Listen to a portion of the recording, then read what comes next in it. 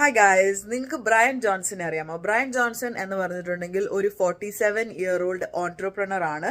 North അമേരിക്കയിലുള്ളതാണ്.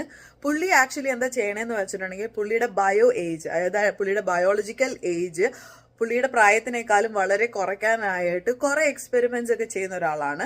ഇന്ത്യയിലെ ഒരു famous പോഡ്കാസ്റ്ററായ Nikhil കമ്മത്തിന്റെ പോഡ്കാസ്റ്റിൽ വന്നിട്ട് പുള്ളി മുംബൈയിൽ വെച്ചിട്ട് പോഡ്കാസ്റ്റ് പകുതി വെച്ചിട്ട് ഇട്ടിട്ട് പോകുന്ന ഒരു ഇൻസിഡന്റ് ഉണ്ടായി.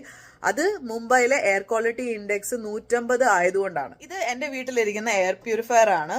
ഞാൻ കാനഡയിലാണ് താമസിക്കുന്നത്. അപ്പൊ എന്റെ എയർ ഫിൽറ്ററിൽ നിങ്ങൾ കണ്ടല്ലോ, AQI എന്ന് പറഞ്ഞിട്ടുണ്ടെങ്കിൽ 2 ആണ്. 150 ഒക്കെ ആവുകയാണെങ്കിൽ ഇത് റെഡ് കളർ ആകും. അതായത് ബാഡ് എയർ ക്വാളിറ്റി ആണെന്നാണ് പറയണേ. ഡൽഹിയിലൊക്കെ സ്മോഗ് അലേർട്ട് ഉള്ള ദിവസം 500 ആണ് air quality index. Brian Johnson ആ പോഡ്കാസ്റ്റ് ഇട്ടിട്ട് പോയതിന് ഭയങ്കരമായിട്ട് ക്രിറ്റിസിസം ഒക്കെ ഉണ്ടായിട്ടുണ്ട്. അപ്പൊ ഞാൻ നിങ്ങൾ ജസ്റ്റ് ഒരു സൂത്രം കാണിച്ചു തരട്ടെ. അപ്പൊ നമ്മുടെ വീട്ടിൽ അഗർബത്തി നമ്മൾ കത്തിക്കുന്നതാണ്. ഈ അഗർബത്തി കത്തിക്കുമ്പോഴത്തേക്കും ഈ എയർ ക്വാളിറ്റി ഇൻഡെക്സ് കൂടുന്നത് ഞാൻ കാണിച്ചു. ഈ അഗർബത്തി കത്തിച്ചു വെച്ചപ്പോഴത്തേക്കും 2 ഇരുന്ന AQI ഇപ്പൊ 9 ആയി.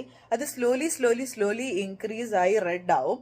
അപ്പോൾ ഇങ്ങനത്തെയൊക്കെ ഇത്രയും നല്ല എയർ ക്വാളിറ്റി ഉള്ള ഒരു രാജ്യത്ത് നിന്ന് നമ്മുടെ പോലത്തെ രാജ്യത്ത് വന്ന് 150 AQI ഒക്കെ ആകുമ്പോഴത്തേക്കും ആൾക്കാർക്ക് ശ്വാസം മുട്ടലും പ്രശ്നങ്ങളും ഒക്കെ ഉണ്ടാവാൻ ചാൻസസ് ആണ്.